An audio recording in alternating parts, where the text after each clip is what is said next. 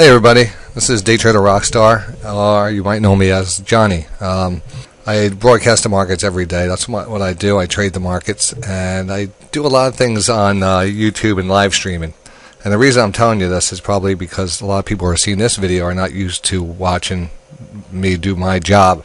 Because this is going out to more of the friends and family on Facebook and some of the other social media things where I get a lot of questions. I get a lot of questions about trading, especially with gatherings and stuff and one-on-one.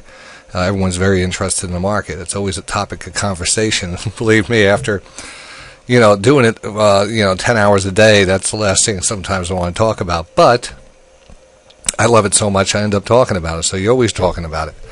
And I just know a lot of people are interested in it, so I figured I'd start a segment. I haven't thought of the official name yet, but something to do with trading for friends and family on Facebook. Has a catchy tone to it, and it's not like when people say, well, what should I trade? How do you trade? There's a long process of learning how to trade. I want to use like maybe once a week. I want to put out a video, just a small little educational video talking about one of the basic foundation lessons that are needed, throughout your career as a trader. But I'm not here to do that. But what I am going to do is actually, and this is what any trader hates doing this, is giving their picks to other people because you don't feel responsible. A trader's usually responsible for himself, and it's very hard to what your beliefs are in the market to put those on other people. Anyway, with that said, I am going to try to pass on these golden nuggets that come to me through research and stuff. I trade a very specific method as a divergence method, and it works really well. But it takes time and patience to wait for the proper setups, and that's fine. That's what I do every day. I wait for them, and when they set up, we execute them, we get profits, and we wait again for the next one, and that's important. And it doesn't matter what stock we're looking at. Most of the time we want to have a quality name. We don't want penny stocks or anything like that. But it's really a waiting game and a discipline game. So when I do talk about trading and what you should trade, you should always wait for the certain setup. That's the best setup. If you could hold out and just trade a certain setup that's proven itself, you would do that. But most people can't do that. They need to constantly trade and try to look at different ways of making money in the market and stuff. Well, I want to focus on any setups that have come to my attention that I would get my grandmother in, basically. A quality name that's setting up as a very long-term, safe setup. And that said, there's nothing really safe out there when the state of the world is under always its attention. So you always have to have that disclaimer that anything can happen at any point to overturn the apple cart.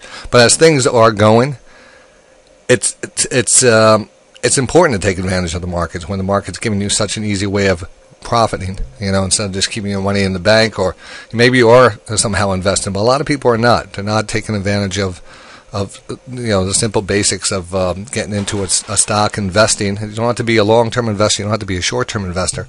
But if you could be at the right time in the right place, it eliminates the stress of being like a day trader, and you're part of the market, and you actually get faster returns. So that's what I like to point out. So the setups you'll see on this are going to be more on what we call a weekly time frame, meaning that the setups I normally look for are on the daily time frame. Like you can see the channel here, and the pullback and the oversold levels, and a lot of this stuff might be new to you. You might not even be familiar with these lines, and most of you might not be if you never paid attention to trading. But that's to be expected. So don't try to understand if I don't explain it yet. But the important thing is this stock has been actively moving at a upside and back down and move up and then chop, and every time it makes a move, it leaves a little trail on the map. I call this a map, and this is the trail that the stock market's leaving. In this case, Kellogg is leaving, and every so often you'll see a marker on that map.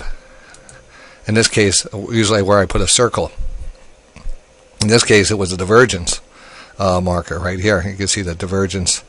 That lower, and again, this might be a terminology that you might not be familiar with, but it's exactly what we trade off of. So that was a perfect setup there on Kellogg. Well, anyway, this is a daily chart, and we can actually see this is pulled back. And the more I zoom out, you have to remember this is going to be kind of a little investment. Its recent high back in 2016 was $87. It's like $68 now.